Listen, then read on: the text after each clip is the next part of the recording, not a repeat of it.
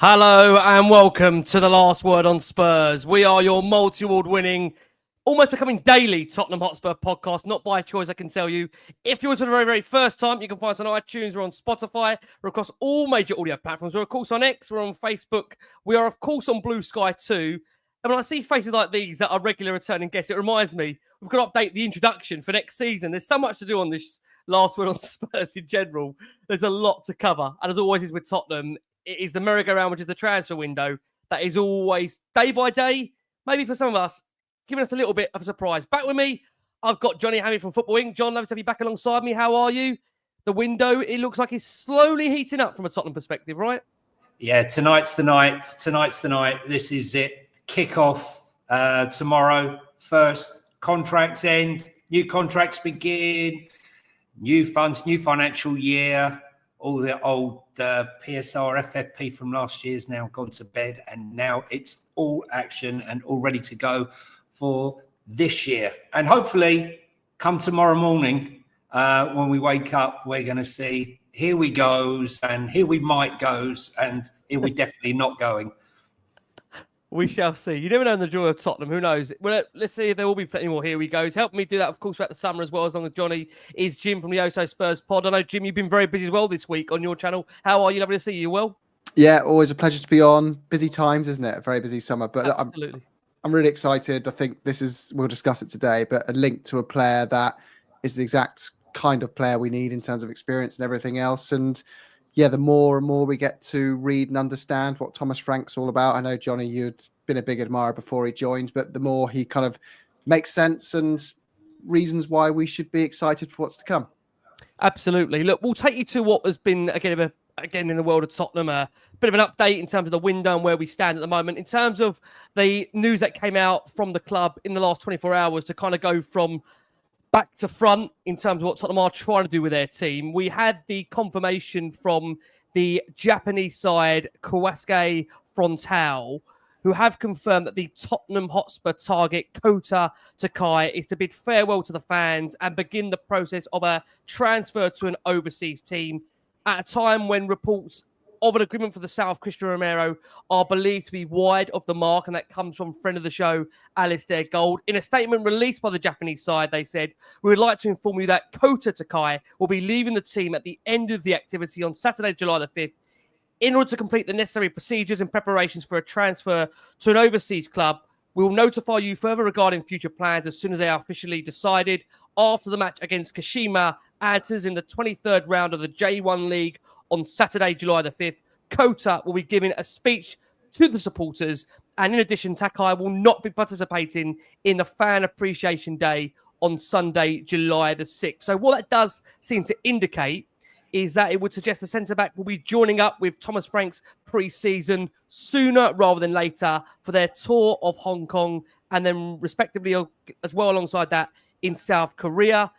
Look, I think we're now just waiting for this move to drop. I mean, Jonny, any real surprise? We've got that confirmation. You would imagine this will probably be one of the first moves you'd imagine will be announced from the club in very much due course. Yeah, I actually, it was quite by chance. I was looking up scores for Football Inc., looking up players and stuff, and I saw that Kawasuke Frontale had actually played a game just the other day, and he played the full 90 minutes as they won 3-1.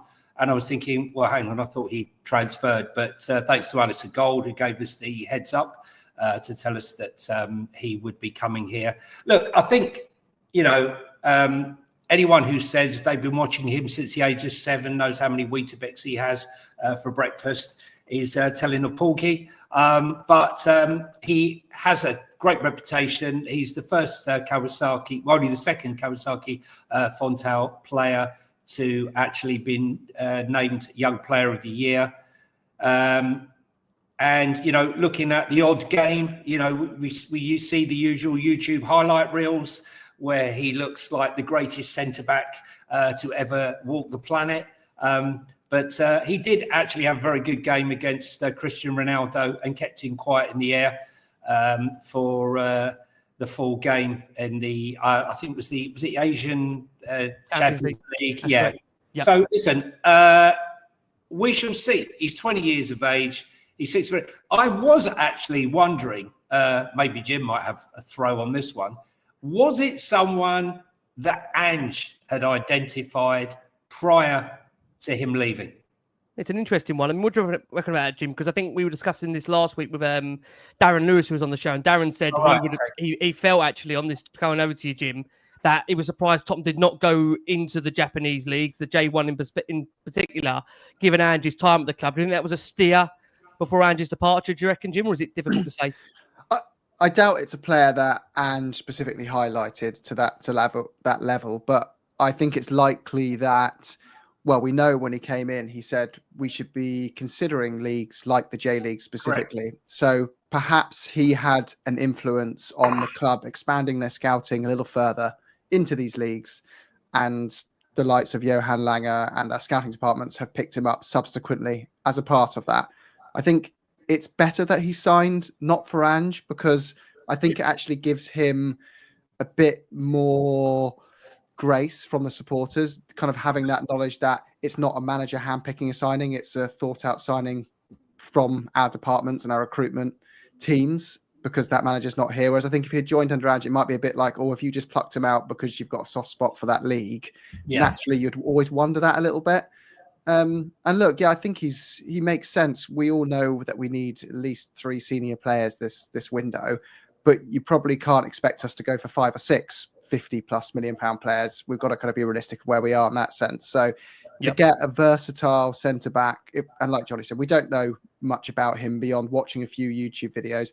I would say you can watch full matches of him for free on YouTube, which we've done. So I've seen a couple of matches, which he does look like a player that is what we need, in the sense that he plays on both sides of the central back roles. He's physically enormous, really tall lad. So you don't really worry about him having to take time to adapt to the Premier League in that sense. And he's at an age where he, in the Premier League, doesn't take up a squad spot for non-homegrown, because he's under 21. Yep. And on top of all that, I think he's happy probably to play third choice, which you kind of need to tick all those boxes. Why would you go drop 30-40 million quid on a third choice centre back who fits those profiles? So I think he's a sensible signing. Do we want that though, Jim? In all essence, I never want anyone who's happy to be a make-weight at 20 years of age. What I don't mind is him coming in and assuming that will be where he starts from, but his aspiration is to be number one. I think we've been linked, obviously, with someone like Carl Walker-Peters, for example, and the thing is, well, he's quite happy to come and sit on the bench and get whatever game time he can. I want players who are okay, they're willing to come to Spurs and fight for their place and eventually become number one. And I think at 20 years of age, Kota will definitely be that. As you said, he's a big physical specimen, and there's no reason why, under the tutorship of Thomas Frank, we've seen what he's done with Collins, what he's done with Ethan Pinnock, came from non-league football with Forest Green, that he can turn average into extremely good. And I think this will be a great project for Thomas Frank. So let's start with no expectations and hope he becomes good. Yeah. Obviously, in addition to that, Alistair confirmed also earlier of the morning that, I mean, this won't be a surprise, I think, to many out there, because why would he not want to keep him? But there is now been confirmation from Alistair that Thomas Frank wants to keep Christian Romero, despite claims from Argentina that Atletico and Spurs had agreed a fee. There was some reports that were breaking on a very, very early morning period that suggested there was an agreement in place. Look, Diego Simeone has made his desire very, very clear that he would like to sign the World Cup winner. He's gone public with his affection for Christian Romero. He's got 2 years left on this current contract. We understand Tottenham, if they are to sell Romero this summer, want in the region of 70 million, which at the moment for Atletico Madrid, that's somewhere apart from their valuation of the player. But as things stand at the moment, Tottenham are believed to not be wanting to sell Romero. I presume just really, Jim, it's going to come down to, we're going to know very quickly where Romero stands, because he will be due to report back to training very, very soon. And you would imagine if he's not there on day one of the pre-season, we're going to know very, very quickly where his headspace is at. Would that be fair? Yeah, I think there's no world in which we proactively try and sell Romero. And if we do, that would be absolutely crazy. Right now, we've got too much to do already with our squad to add the biggest hole in our squad by removing arguably our best player and our best leader and everything else. We've discussed numerous times with Romero. Despite his availability being an issue, he's such a big void to try and add to our list of problems this year. So the only way I see in which he does depart, which is still possible he would leave, but that would only be if he decided to kick up such a fuss and make it so difficult for us that we just felt the level of disruption warranted taking a fee which doesn't represent how good he is. And we know that, and Johnny, you mentioned it earlier, that kind of touching on it with Daniel, who will ultimately have to sign off of a player going or leaving of this magnitude. One thing that no one will ever be able to do is rush Daniel Levy into a decision. Like, he is the most patient negotiator, and that often results in frustration for us because we miss out on things as a result of that. But it occasionally does go the other way, where you go, how do we pull that off? And, we break, selling Bale a long time ago, things like that, you get huge fees. But I think you're going to struggle to rush him, and the more you try and push him, the more he digs his heels in as an individual. So I think Romero would have to truly do something special to force an exit. And, I believe he's a mature guy who will sit down and look at our squad and Thomas Frank, and he'll probably say, like, it could be worse. There's nothing to run away from here. I don't think we're going to go pull up trees and win the Premier League in our first season. But if I play my cards right, I get the likes of Real Madrid maybe knocking on the door, as well as Atletico Madrid next season, have a good season with Spurs, increase my value even more, get a bigger contract. I'll have 1 year left on my deal then, so I'm going to be able to leave anyway. Why not go out on a high? And if I do everything right, you never know. Spurs might pull off another cup. We've just won one. Yeah. Why not believe we can pull off another domestic trophy along the way? We've got that Super Cup coming up, Jim, as well. I mean, just on that point, Johnny, with Romero, I don't know whether your gauge has changed with regards to since you last came on here with relation to Romero. I think we all appreciate just what a world-class player he is on his day. I think there has been some concerns about the amount of games he missed last season. I think when you're losing a player for a third or a quarter of a season, that would share some concerns. But there's no doubt about it that on his day, he is a world-class defender. He's a player that can get you over the line in cup finals like he did for Tottenham. Where do you personally stand on Romero, and how do you see this playing out across the summer? And do you agree with Jim that, as I said, we're going to know very quickly where Romero's head is at when these players are back for pre-season, and we'll know from day one, if he does turn up, where his head is at? Listen, I don't think he's going to do a Goikarez and, tell Sporting Lisbon, I'm not coming back because you're not allowing me to go for a fee that I deemed to be reasonable. Sporting have got every reason to put their price on the player, and so have Spurs. And, Diego Simeone playing the oldest card in the book. Let's inform the Argentinian press. Let's stir the pot. Let's get them going. And of course, it worked. Got the press going. Listen, Diego Simeone spent 80 million last year on Alvarez. He's got the money if he wants the money. He signed Clement Longley. Give me a break. All right.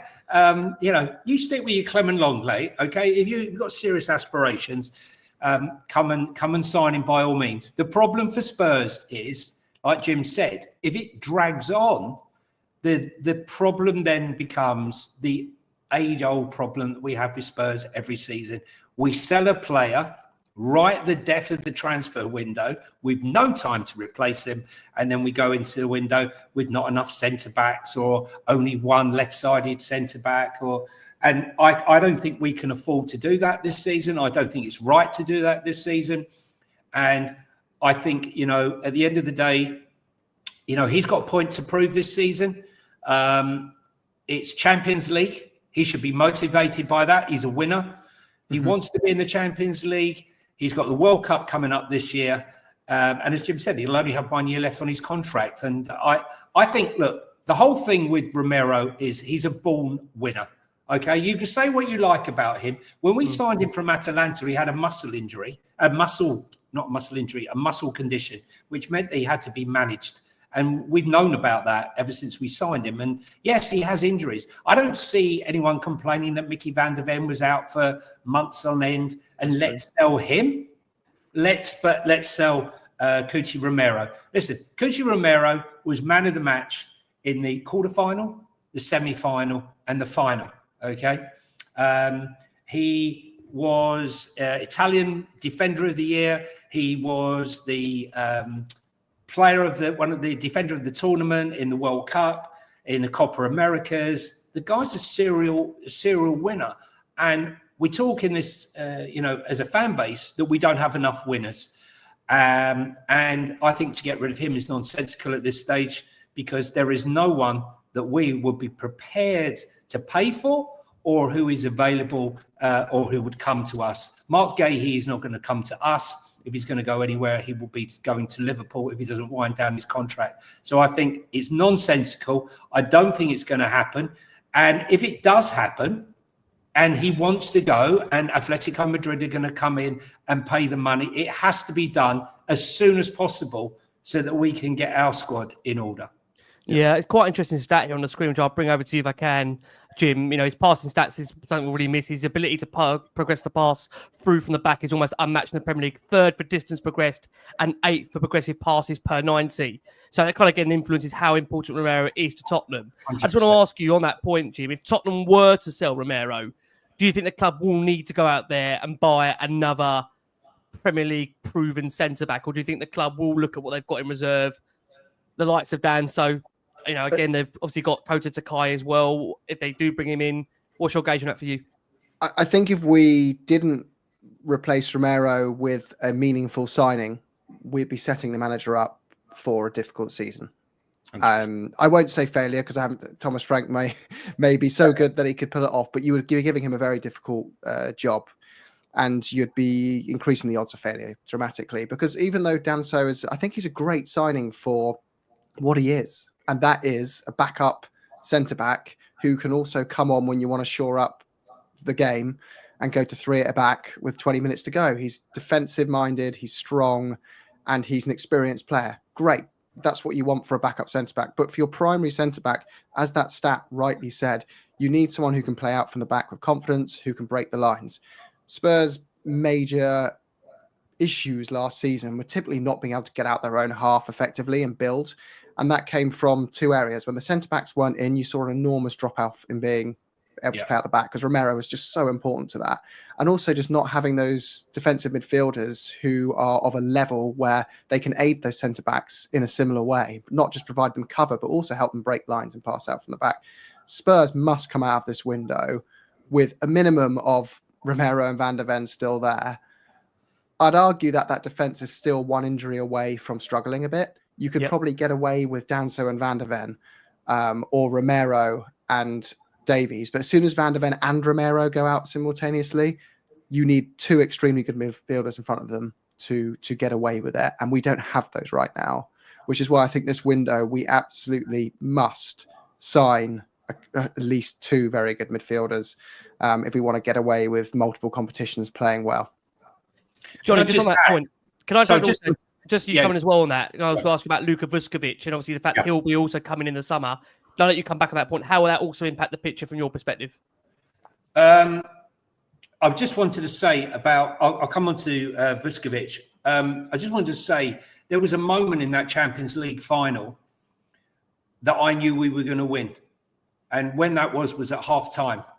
When the Man United players all trudged off the pitch, Cuti Romero pulled everyone together for a huddle on the pitch at half time and called them all in and congratulated them all on the effort that they'd made. And they were, patting Basuma on the back. Now, that is a leader. That is a guy who understood the situation and the enormity of that game. And he could have just walked off.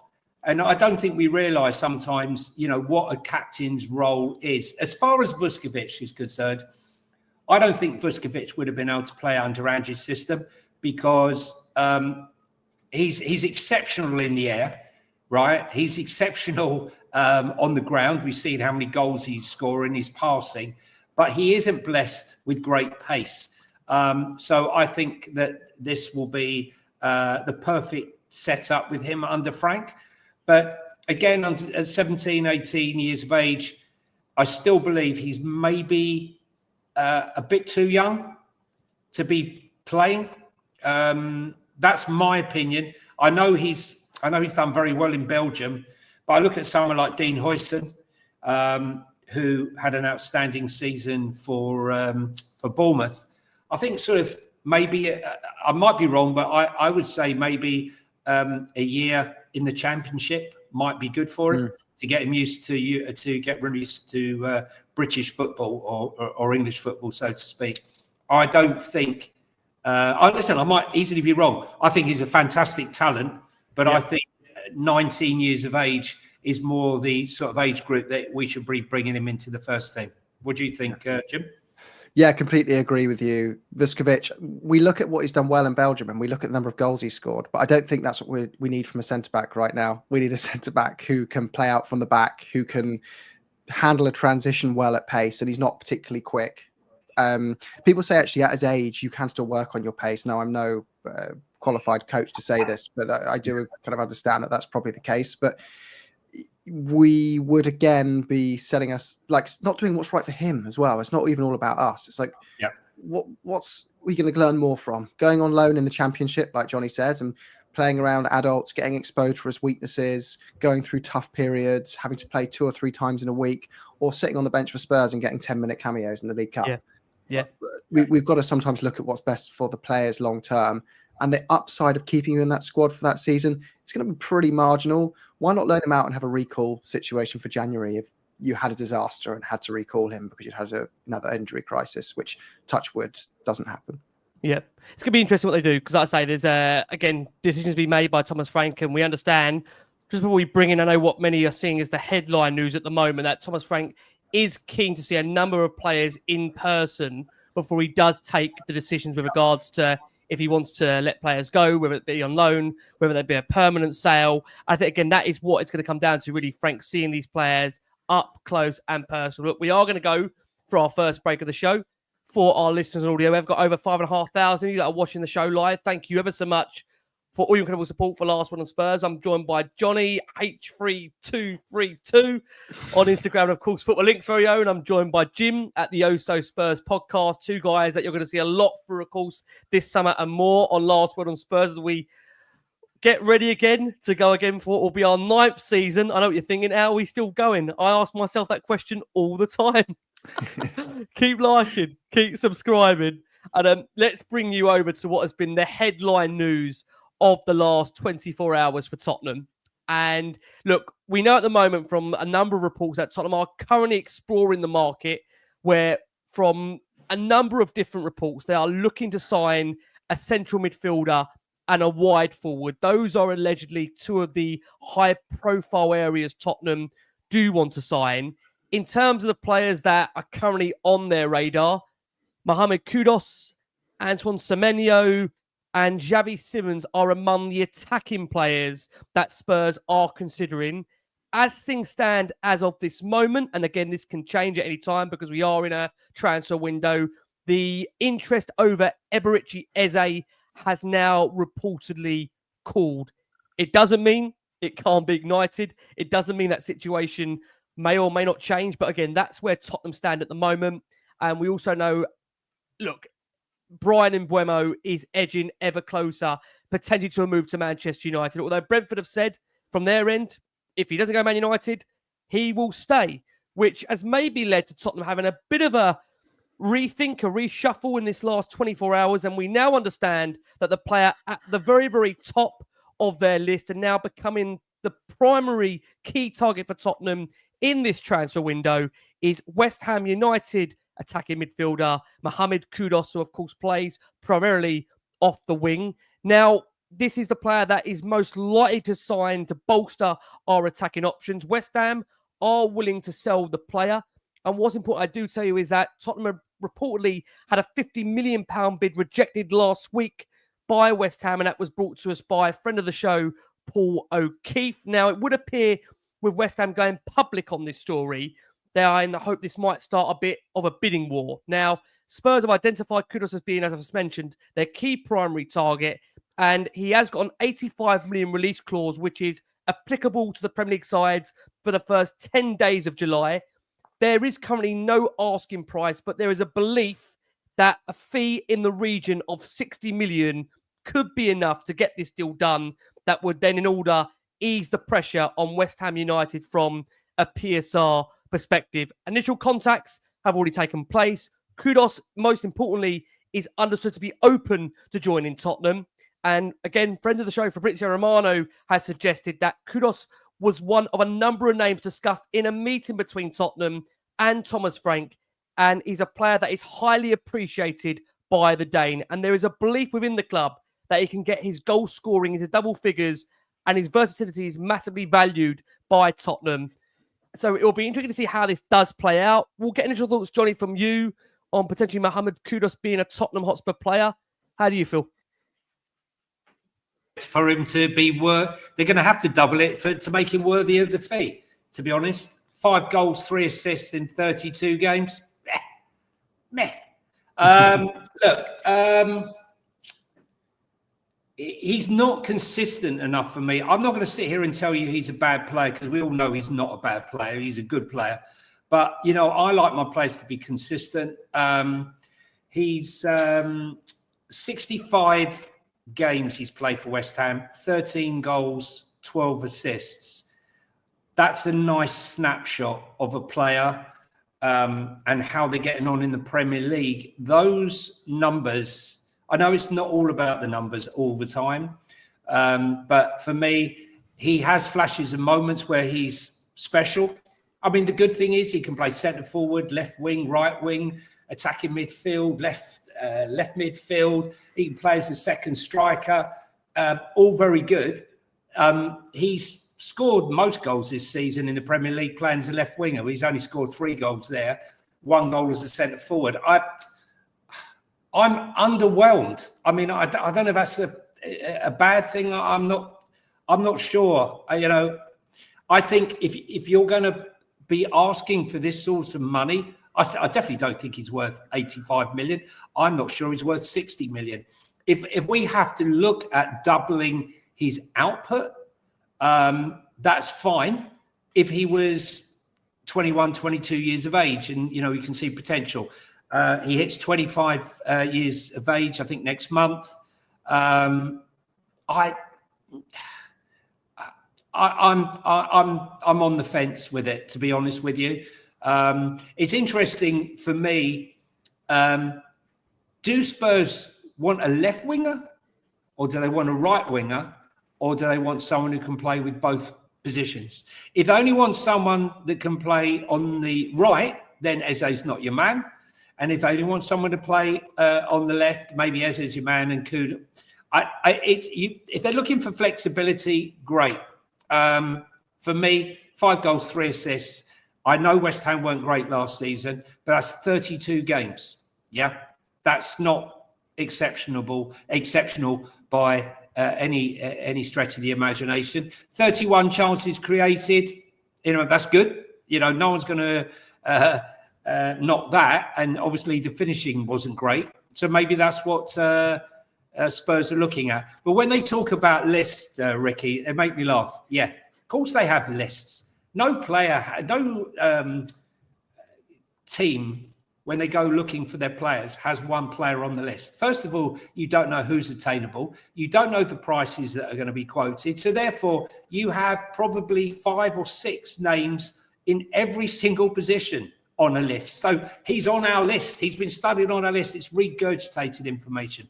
There will be the usual, the SIMONS, the SIMONS, the Ezes, the Kudus, and rightly so, all on that list. Mm-hmm. Again, it's interesting. Jim, to get your take on it, I'm going to go back a season, which maybe doesn't paint maybe a fairer picture as to where we are right now, because I'm going back to a better season for Mohammed Kudus, where he had much more of an influential effect on West Ham. He was the only player to complete 200 take-ons in the Premier League since he joined West Ham, 411 attempted, 216 completed at a success rate of 52.55%. He's also completed more dribbles than any other player in the last 2 Premier League seasons, being 216. And when you look at a snapshot of his first season at West Ham United, 8 goals and 6 assists in the Premier League, 18 goals and 7 assists in all competitions. It's fair to say, from what I've seen across the Spurs beat, it does feel this one is pretty much split opinion. Where are you on it, Jim, for you? Yeah, it's important to look at the numbers. They are obviously important metrics, but I'd look at how other players have been impacted in those areas, depending on the sides they play for. And you'd look at Raheem Sterling, and what a wonderful job he did it at City, and then goes to another club and looks absolutely not worth anywhere near what they paid for him. You've had Solanke for Bournemouth, who scored plenty of goals for them the season before he came for us, and then came to us in a different system and really struggled to score. You got to look at what Spurs want and need, and I think what he does is he adds something to the right wing we've all desperately wanted for a while, which is a player that's in the top percentile for successful take-ons. And no matter what video you watch of him tonight or what stat website you use, that will be the one in bright green. It will be him and his successful take-ons and running at players. And you'll look at his ability to finish and create chances, and you'll go, well, they're kind of okay, but they're not particularly standout. And that's where I'm a bit concerned, because there's not the ability to leverage that amazing ability at times. But there are other players in the league like Doku who have similar kind of traits, right? It doesn't mean that in the right system they can't go on to a new level. And what Frank wants in a player in this position is not only a player who can do successful take-on to be different to Johnson, but it's a player who's going to press really aggressively and be able to track back really aggressively. He's very good at that as well. He's got a really good work ethic. I think when you look at what we need from our next couple of signings in the front three, you need that right winger, which he very much is in Kudus. And you also need a player who can play that third choice number 10, because you've got Maddison as your number 1, Kulusevski as your number 2. But we saw last season there were times where we were short again and you needed that third man. He can play in that role, completely different type of profile to Maddison. He'll run at players and take them on and do short, simple passes. Whereas Maddison will take a player on and try something a bit more, let's say, fancy or something like that. But it does impact, I think, our chances of going for Eze, because Eze's strength is, yes, he can add to the left wing, but primarily you're going to add so much behind the striker in that central position. Does that devalue the appeal of Eze? I think it does a little bit. And I feel like at the moment we're addressing the right wing and we're going to wait for that pre-season tour to finish before Son goes. He's no way he's going to go before that pre-season tour. He will go, and I think someone will come in quite quickly after that. However, there is a world in which Richarlison goes sooner, and if that happens, I think we'll move even faster for a left winger. But we'll definitely sign someone on the left as well as Kudus. If we don't, then we've left ourselves very short this window, and I would be quite critical of the state of the squad, because in my opinion, we need a right winger, a left winger, both explosive types who'll run at players to complement what we've already got. And that's just a minimum, really. You're kind of still looking at someone who can play backup striker role beyond just Kudus as well. So would you take him, Jim? So just are you taking him as a right winger or as a left winger? I mean, he plays both. Right winger, because you have to fact check me here. He had a fallout at West Ham over being forced to play on the left wing because he's so adamant he's a better right winger at one point. Right. Well, interestingly,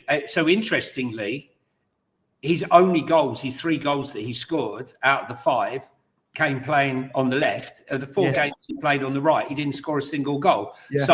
I'm just, listen, if you said to me, Jim, right, here's the budget, we're buying Kudus on one side and we're having Eze on the other side, I can entertain that all day long.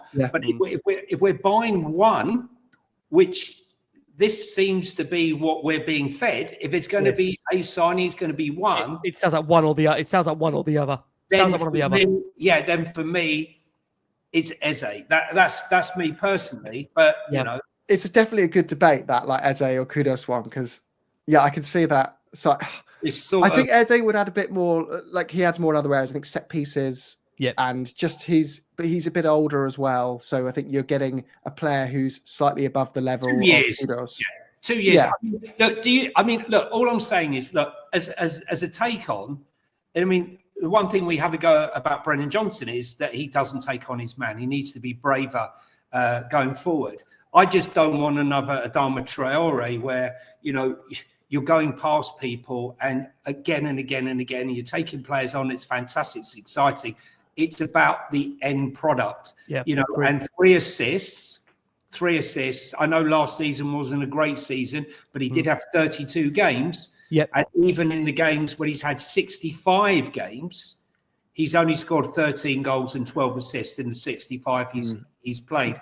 I mean, when you read those other stats out, obviously it sounds a lot more impressive because it's the take-on area where we're weak. I would say to you, though, that I would not be surprised, even though I wasn't keen on us signing Matthias Tell, that he doesn't have an eye on turning Matthias Tell into his Brian Mbeumo. Because if you watch Brian Mbeumo when he was younger, he had the same sort of characteristics as Tell. Very, very exciting going forward, but snatching at chances and not being calm in the finish. And I think that's what he'll be working on. So my opinion is maybe it's the right side that we need to look at. That's a fair point, actually.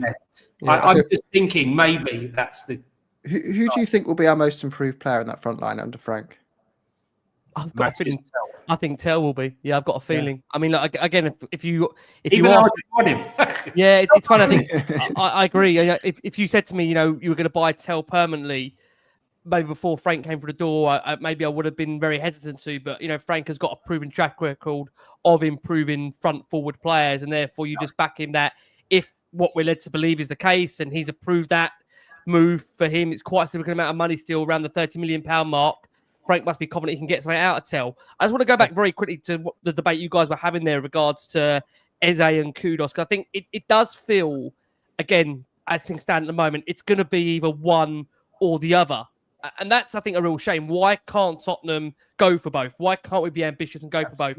We are in the Champions League. I know there's this tentative links as well to Xavi Simons, who, again, is reportedly a high-profile Spurs target. But I think when you look at Kudus in general, and I think, Johnny, you touched on it there, he has got the ability to play on both sides. He's left-footed, play off the right or as a 10.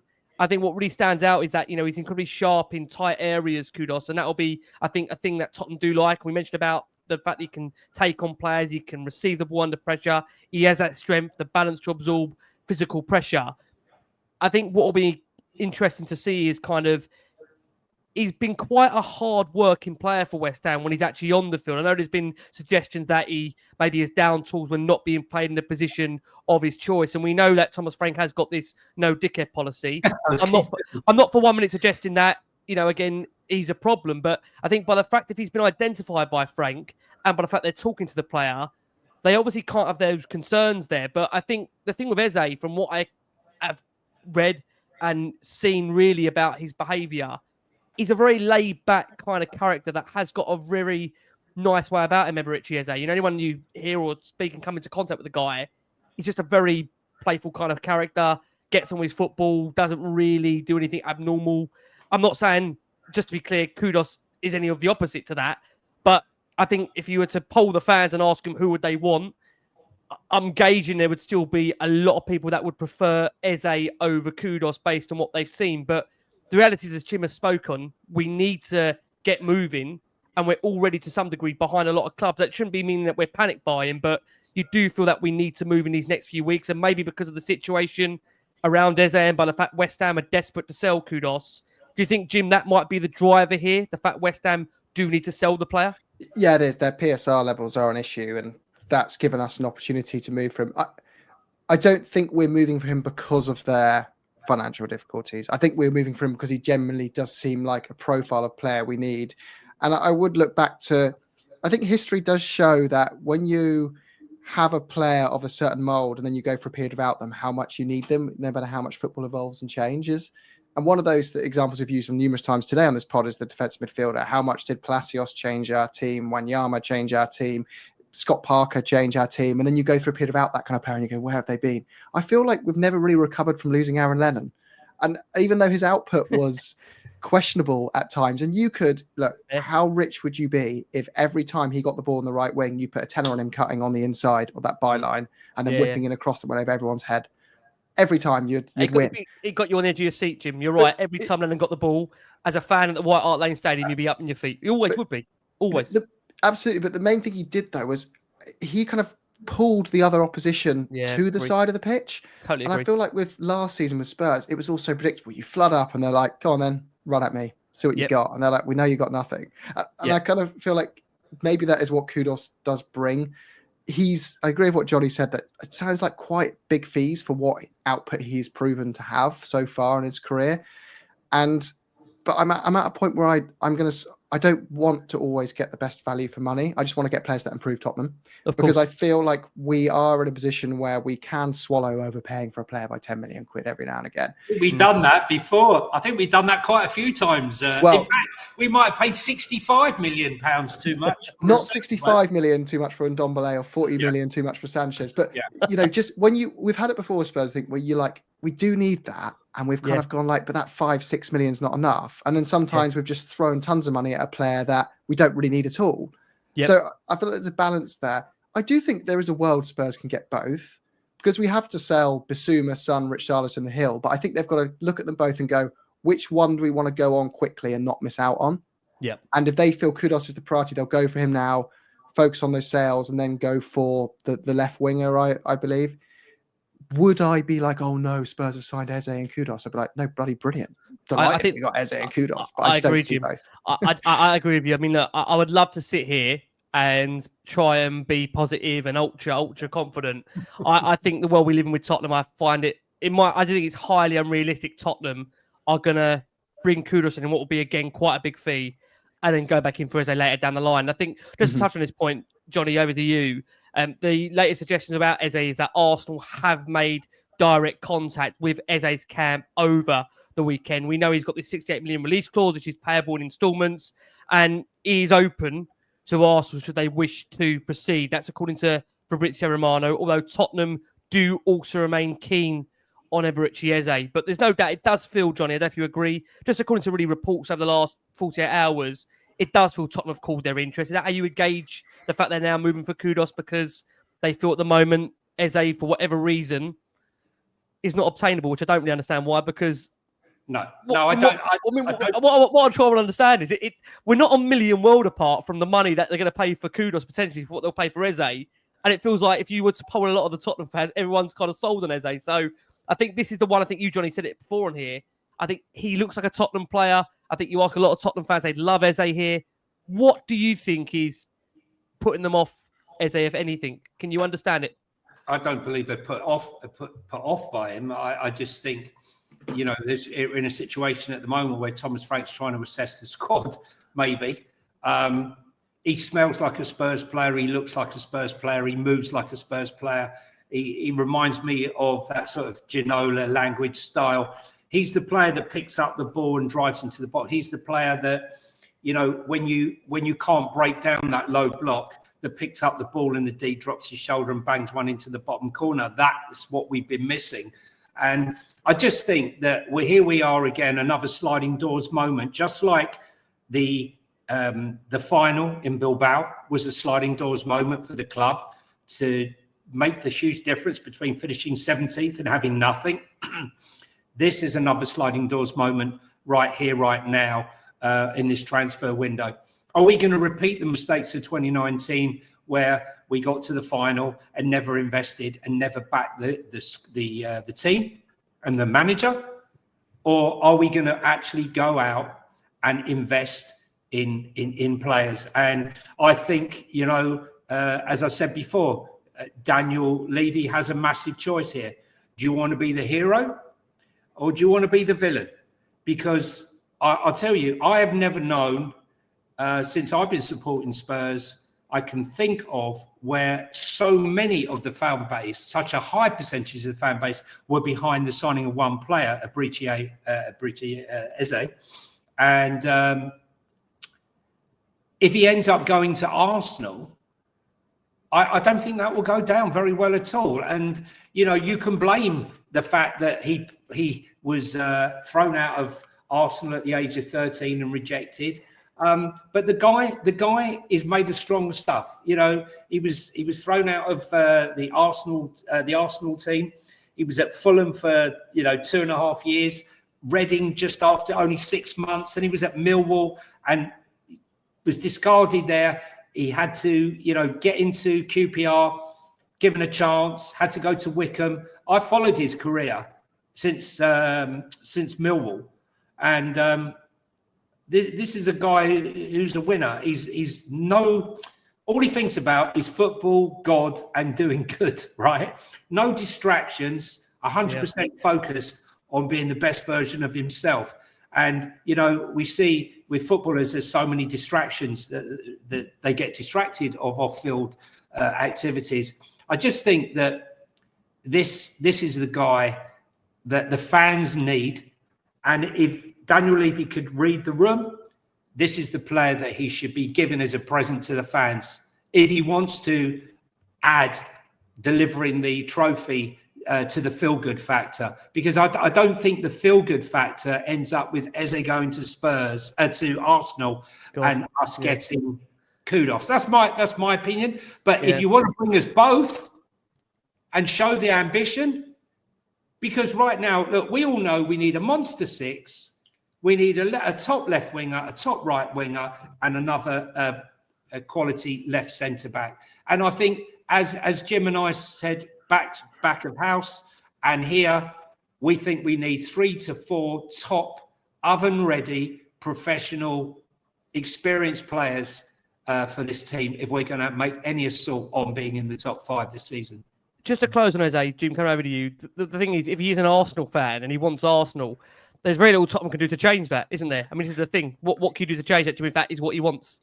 Yeah, look, with Eze, I feel like he's there's no way any club out of Chelsea, Spurs, Liverpool, Arsenal, Man United or Man City have sat down in their recruitment meetings and not discussed Eze. He will be on all of those lists. All those clubs can technically afford him. No one's pulled the trigger yet. Now, that's for a variety of reasons. Some of them just don't need a player in that position. I think we are in the higher end of that list of clubs that would benefit from him because our squad is the weakest out of all those except Man United's squad. So he would naturally elevate our squad more than he would Chelsea's or Liverpool's or Arsenal's or City's, right? But I do feel that there is potentially a world in which if he is going to cost 60 to 70 million pounds, you could find another player that is going to improve the squad as much in slightly different ways. But for me, it's not about Eze. It's about getting a player of that standard into the squad.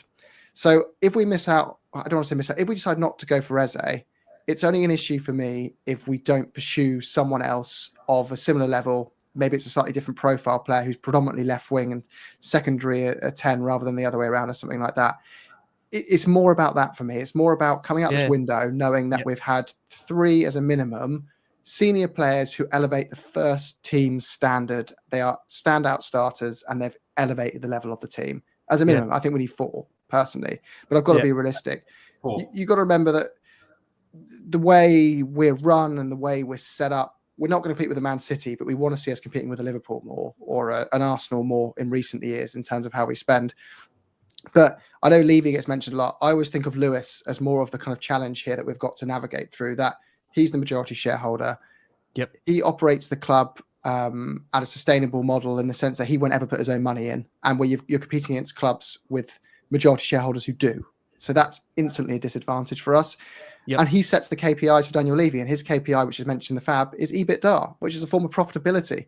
So Levy's just operating within the realms in which he's instructed to do in that sense. And when you're instructed to operate on EBITDA, you're not going to go and risk these kind of signings that Chelsea are risking, that Liverpool are risking. And I want to see them. You know, I want to see them now because I feel like you can't get away with being sensible anymore. You can't remain competitive with a 5 to 10 year plan, always being Mr. Sensible. Yep. Look at the risks Villa are taking to take our spot of us. And even when they get caught out doing it, they just sell themselves a women's football team and just like, let's crack on and take another risk and go again. Just go again. We're not going to lie down. Yeah. And the clubs above us are taking those risks, even though they're already above us. So, and they're able to do that because their majority shareholders are cash-rich entities who have got that drive to maintain that position for the benefits when they sell later on. And I feel that's where I would like, more so than the Levy topic, to see a change in how we act, is that majority share part of our club to change, and for us to finally stop, like Johnny, you've said, circumvent the rules, Jim. Play the game a bit, have some fun. Let's sell the hotel to ourselves that hasn't been built yet, to give us the wiggle room. I think the thing is, when we drop only 4% of our income when we're not in Europe, and we only have 6 non-football events, and here we are going into a season having 30 non-football events, a Champions League with untold riches way beyond what we had in 2019, plus all the bonuses from the sponsors for winning the Europa League, the bonuses from the sponsors for qualifying for the Champions League, and all the bonuses that come with representing Spurs in the Champions League. This has now become a cash cow. You cannot tell me, yes, before, when we only had 6 events, we weren't in Europe and all the rest of it. I hear it, I understand it, but we aren't that now, okay? So, speculate to accumulate. There is a risk element to everything. We saw Aston Villa spend 96% of their income, on wages. Yep. And, we are, at 42%. Now, I'm not asking them to do an Aston Villa. What I'm asking for is to show that you do care about the football club and you do want to win. And by showing winning, you have to go out and you have to actively get your targets. We've seen Chelsea. They want Delap. They went and bought Delap. You want Gittins? You went and buy Gittins. You went and bought João Pedro. No messing about. And well, I don't know why you joined on that point. They're also reportedly potentially could hijack this move from Mohammed Kudus as well. So don't rule that out yet. Bear that in mind. I don't know where they're putting them all. I mean, poor old Nonny must be wondering where he's going next. They've got more strikers, more wingers, and more defenders. They've probably got 3 football teams knocking around somewhere. Yeah. Look, they have ambition. I don't think Jim and I are asking for Daniel to bankrupt the club. All we're asking for is to, to take the risk. Now is the time. Yep. Having won that and the momentum is there to show willing and to show the likes of Romero that we do have ambition and we do want to win. Yeah. Listen, we're going to go on, Jim. Yeah, go, sir. No, you go. Go for it. That's fine. I was just going to say, yeah, I think it's... You go, I go. Go for it. Go. It's definitely, I think you look at the numbers. I don't, the Levynomics, Connor, great guy. You had him on yesterday, I think. Yes. We've chatted a lot offline, so we're going to do some episodes together on diving into some of the finances stuff, because we were trying to find, what's the best way to measure whether Spurs are ambitious enough versus the rivals. And we feel like Arsenal and Liverpool are a good measurement. And it's funny, we came up with the exact same... We were like, okay, we think it's wages and what you spend on players combined as a percentage of the revenue. Right. I came out of 90%, he came out with 50%. And I'm like, whoa. I trust the chartered accountant over myself, firstly. So I've obviously gone wrong here somewhere. But what I ended up highlighting was there's 3 or 4 different ways you can measure how effectively Spurs spend money, because you can measure transfers in amortization, net spend or gross spend. And we're going to do an episode on diving into that. But if you use amortization as a model, it does show us lagging about 15% behind those clubs, and 15% is a lot. If you use the net spend model, it shows us in a much more competitive position on par. But the long round of point I'm going to is I feel like the last couple of seasons, the data kind of shows we started to move a bit more in the right direction, but I don't want us to lose momentum in that movement in the right direction. I feel like Ange got quite a bit more support than a lot of managers have had, and 100%. But that might be why we won a trophy. That would have contributed. And I feel like there has to be some kudos for that the stadium's been open a while, spending has risen dramatically in that sense. Percentages of revenue is an argument where it could go on a bit higher for sure. But let's build on this now, because the spending's gone up. Can we continue that for 2 or 3 more seasons? And then the squad, you're going, that's really nice rounded squad. Now all we're doing is what Arsenal and Liverpool are doing, and layering on one big signing every window just to keep it topped up, rather than having to spread 150 million quid across 10 players. And then on that point, Jim, now I'd really like to think, what we're asking for isn't the world, as Johnny has said. We just want Tottenham to be in a world where they are competitive. And in Daniel Levy's own words, he wants the club to be able to compete on all 4 fronts. The reality is, to do that, we know Tottenham are going to need to have, I think, significant investment in genuine first-team players to help them do that. One player we understand at the moment isn't going to be coming to Tottenham unless there's a massive sea change this summer. And that, again, is linking back to the Bournemouth star, Antoine Semenyo, who at the moment, what we understand with regards to him is that Spurs are not interested and will not be reviving any potential proposal based on Bournemouth's current price tag for Semenyo. That does stand at 65 million. Now, he's been on the South Coast since a move from Bristol City back in Jan 2023. When you look at overall, the last season, he started all but 2 Premier League games for the club. He scored 11 goals, picking up 6 assists. They secured a 9th place finish. You have to bear in mind as well, I think as Johnny mentioned on the last time he was with us, they have lost Huijsen, they've lost Milos Kerkers as well. So look, Bournemouth aren't really in a position where they need to sell. And also for, of course, their manager, Andoni Iraola, they do want to keep some of that squad together. So as things stands with regards to Semenyo, that is looking unlikely. But what I want to get your guys' comment on is that we are hearing reports that Richarlison is a player that, as you guys have touched upon, Tottenham are keen to move on this summer. And there is reported interest in his services from Turkish side Galatasaray. Now, I think whenever that's come up as a link, Richarlison has not really been keen to leave Europe in general. I think he's favoured a move back to the Premier League or remain in the Premier League. Everton have been a club that have reportedly shown an interest. They've just lost Dominic Calvert-Lewin, although what we're hearing is that Newcastle star Callum Wilson is understood to be on their radar. When you look at Galatasaray in general, they've been chasing Victor Osimhen for a lot of this window so far. I mean, Richarlison, Johnny, where are you on Richarlison? Do you think there's no world in which he does stay at Tottenham for Thomas Frank's first season, or do you think it will come down to pre-season and what Frank sees of the player? I think Thomas Frank's going to absolutely love Richarlison, personally. I think he's exactly what he loves: aggression, workhorse, and how he plays. I think he suits it perfectly. The big question is, can he remain fit? If finally they sort their medical team out and looking after players? We know, I'm not going to go into the complications of everything that's happened since they got rid of Jeff Scott. I think it was a massive mistake. We saw what happened when that happened. Hopefully he will come back. But for me, I'm laughing at Galatasaray. No, they ain't got any money. They've got any money. All they got money for is loans. Why do you think the Turkish transfer window closes 1 week after everyone else? It's because they pick up all the dregs and what's left over and they negotiate a loan fee. Victor Osimhen was quoted at £100 million by Napoli to go, and he ended up going to Galatasaray on loan with a supplemented, wages. So I can't see that happening. I think that Richarlison wants to prove to Spurs fans and repay the loyalty that the club have shown him in supporting him through what has been, let's be honest, absolute terrible performance. The best ability is availability, as the old adage goes, and he hasn't been available enough. But we saw in the final the shithousery, and he's the type of player that you want playing in those big Champions League games.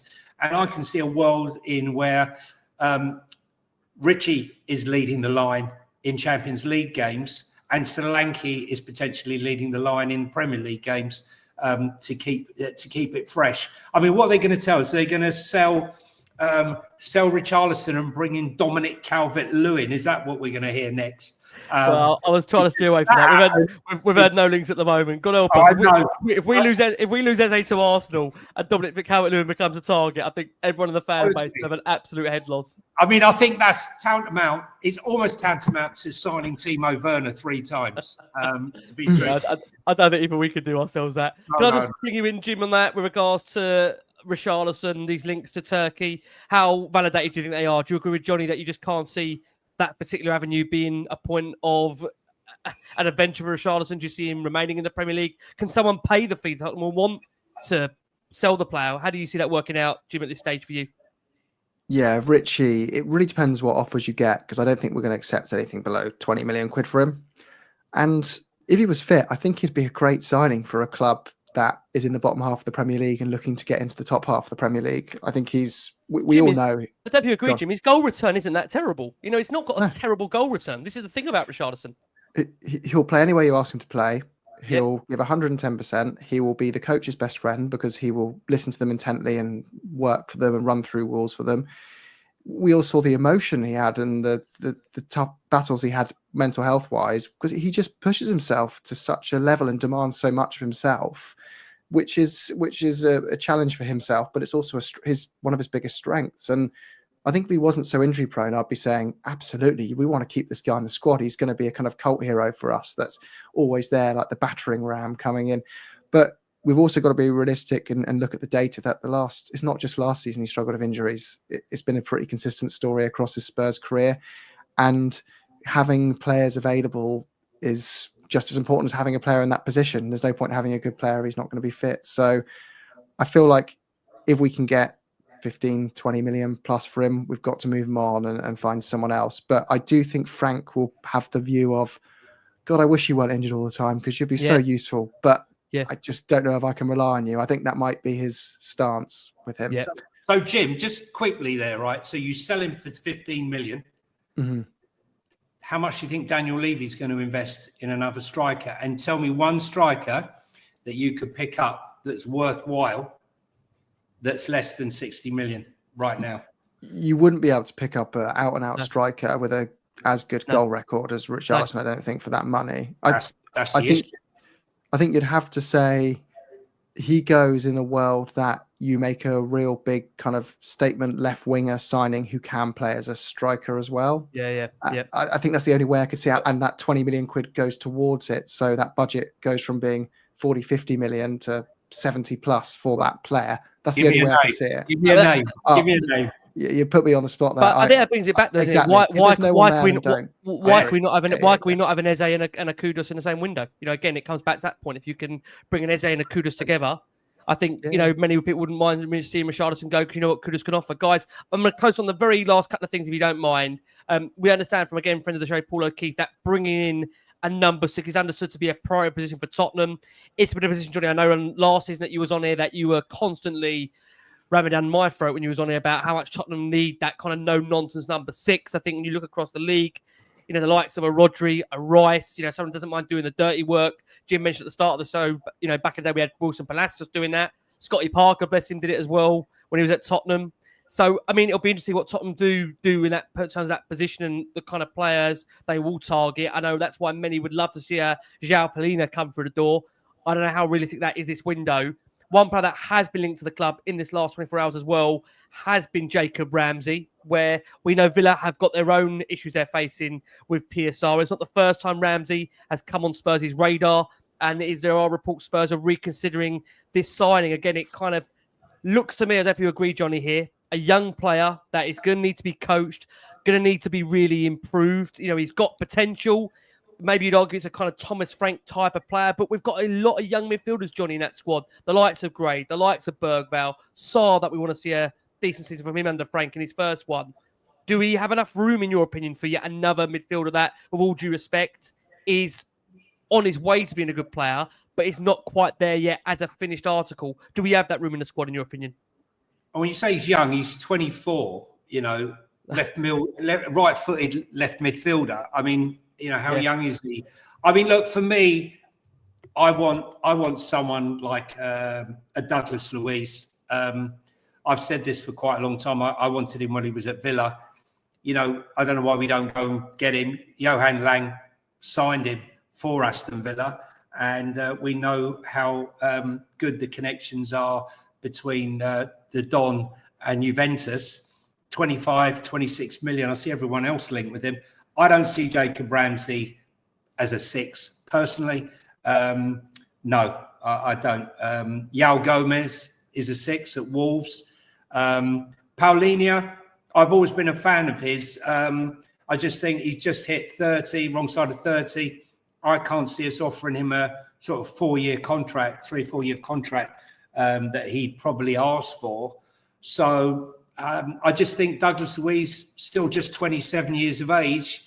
Even if you offered him a 4-year contract till 31, and Prem proven, I like Jacob Ramsey. Don't get me wrong. I just don't think he's the 6 that we need, and I think he needs a monster 6. I don't know what you think, Jim. Is that your priority, Jim? Is that still a priority position for you, or how far up the priority list is that? Yeah, the whole way football's played now. Defensive midfielders are the marquee players now. It's not the centre forwards. Lots of clubs are just, you know, the centre forwards are less of a priority. And I agree with what Johnny was saying, that look, there's no perfect number 6 option out there. They are such high demand that most of them have been taken. But when you can't get perfect, I think a Douglas Luiz they make sense, right? You know they're available, and you know they've done it in the Premier League, and you know the future might be Archie Gray, but you want someone there now that's going to coach that player and be there with them. And I'd say you bring in a Douglas Luiz, you try and find a 31-year-old or 31-year-old who's really good, just can't quite get that, you know, he's just past their best. But you've got Douglas Luiz in their prime, someone who's just really experienced, and then an Archie Gray coming through. You want a bit of a mix of the 3, really, I think. I think you have to forgive me because I think I said obviously a bit earlier we want something to do the dirty work. I think also in addition to that, not I'm looking for too much, but we do want someone that is a kind of playmaking, tempo setting deep midfielder. That is a bit of a ball player as well. Look, maybe that's hard to all find in one player, but that is why we've got the scouting network that we have to try and find these players. So I think, look, we said at the start of the show, or Johnny said at the start of the show, we're now into July. So we shall see what the club are going to do. You would imagine this is now going to be the start of definitive movement from the football club. Again, they would have confirmed when you wake up in the morning that obviously Højbjerg has left the club, Matisse Tell is through the door, Kevin Danso is through the door. You'd imagine that we're going to get Kota Takai's confirmation very, very soon. Do we have a degree of confidence to close on this point, guys? I'll start with you, Johnny. Do you think things are going to start hotting up in this next week or two? I thought it was funny you're going to announce that the club have made 3 signings. Right, in July, they're going to announce the 3 signings. Look, the only player we haven't spoken about actually that was in your thing was that Xavi Simons. Well, I think that, I mean, Xavi Simons, there's again with Xavi Simons, there's at the moment it feels there's no concrete definitive links that we are pursuing the player aggressively. It's just the fact that he's of interest. And I think, again, he would be, I would think, an alternative to an Eze if Tottenham weren't looking for Eze. Do you not think, though? Do you not think, though, 10 goals, 7 assists, you know, the guys come through Barcelona's La Masia, academy, play at PSG, still only 22 years of age and doing the business, right-footed, right and left winger, that he offers more scope for improvement and is a player who's ready now and doing it now on the international stage and, in the Bundesliga right now. For me, you know, if you're looking at like for like, for me, I think he's more exciting than Kudus. That's just my opinion. No, I think again, many would agree with that. I think maybe you have to look at the fact: is it about the club now wanting to go down that route of, dare I say, looking to bring in that specific area, Johnny, proven Premier League players rather than players from overseas? That, with all due respect, it may take a bit of time to hit the ground running. I don't know. I mean, can I be honest with Kudus? I'm undecided, really. I think he had a very strong first season at West Ham. This latest season hasn't been great, but I think you have to take into account at West Ham they've had a change of manager mid-season, which again hasn't helped. Clearly, there's been a disagreement over where he wants to play in comparison to where the manager is playing him.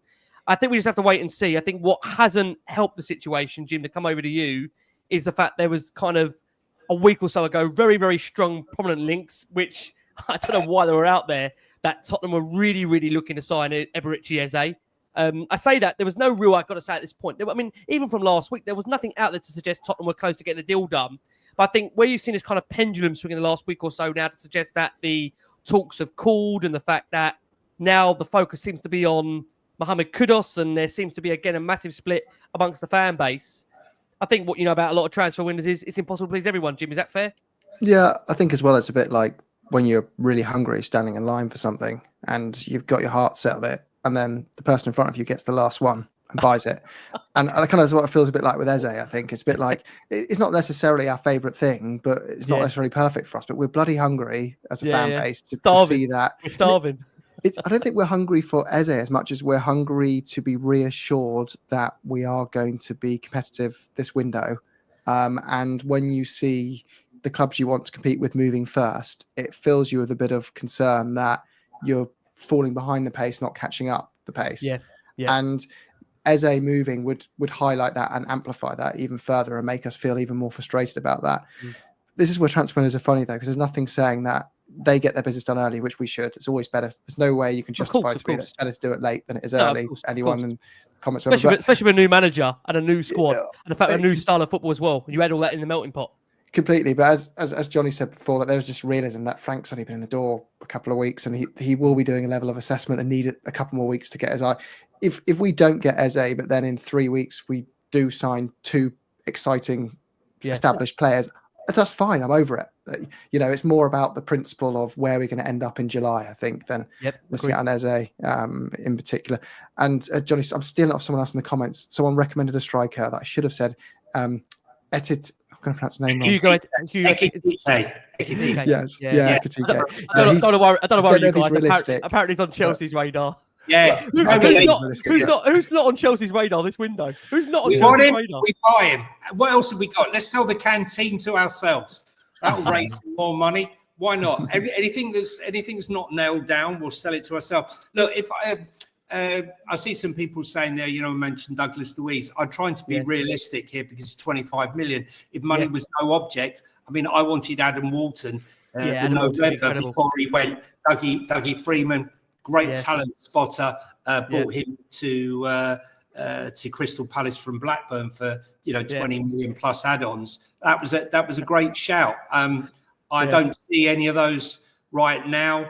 But look, I just think that this is a moment that Daniel has to invest, and Danny Kiriaki there. Can we sell our chairman to ourselves in a record chairman deal? I'll tell you what, Tottenham, it will be fascinating to see what comes out of this. Again, we've hit July now. Let's see what the club are going to do, because it does feel like, there has got to be business to be made very, very soon. And the fact that we are now approaching very rapidly the start of pre-season, where Frank is going to see these players in action. Johnny, a final one to you, mate. An easy one to close you on. You'll be back before you know it on this show. How many players do you think we're going to sign that are going to directly impact the first team, or players that are going to go straight into the first team, in your opinion? When I'm asleep and dreaming, 4.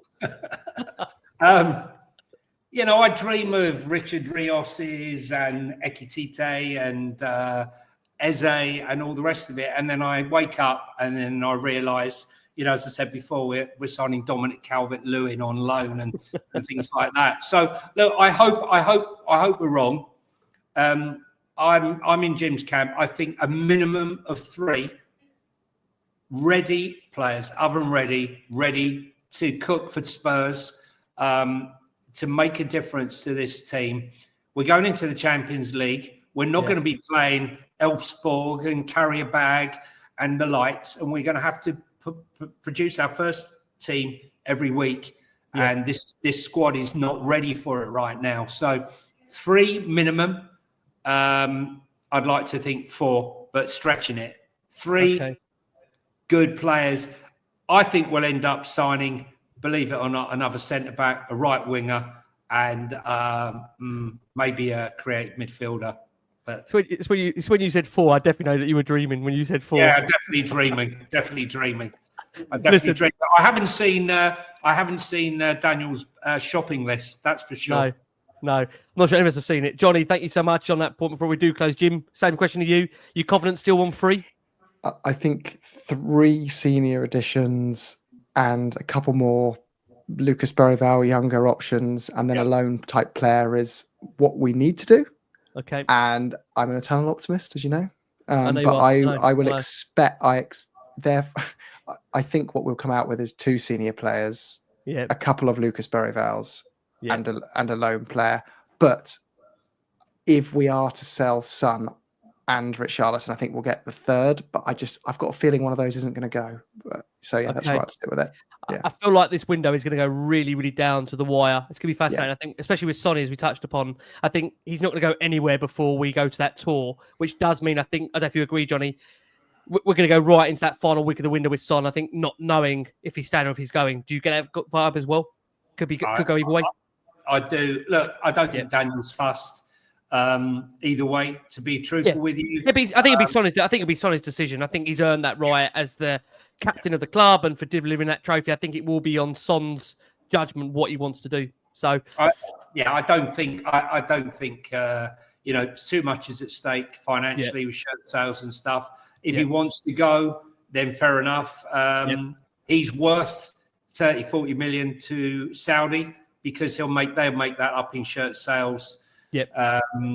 Anyway, but I just think that this is a moment for the club that Daniel has to grab with both hands. You know, no one asked him to declare, I want to win the Champions League, I want to win the Premier League. Yeah. You've given us this hope after, you know, maybe you got carried away, maybe all that red wine you were drinking with Vinny before you made the video went straight to your head and you were saying things you didn't really mean. Maybe you should have put a disclaimer at the bottom. Maybe we should watch the video back. Maybe there is a disclaimer that we missed. But having said that, I feel like this window, if he delivers, you'll have a happy fan base, and delivering today is one step to happiness.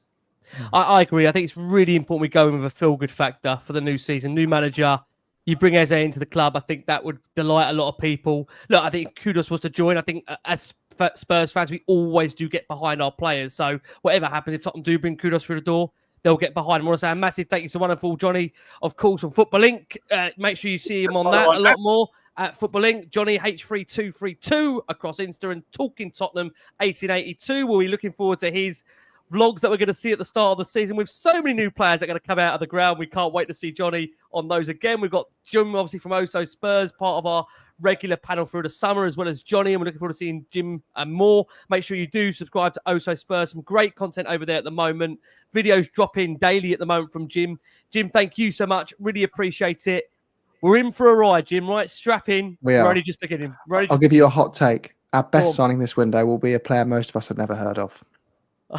A Danny Rose special incoming. Start Googling. From Johnny, from Jim. We've been the last one of Spurs. Thanks to the 8,000 of you that have watched this show live. Keep liking, keep subscribing, keep safe, keep well. And as always, come on, you Spurs. Come on, you Spurs.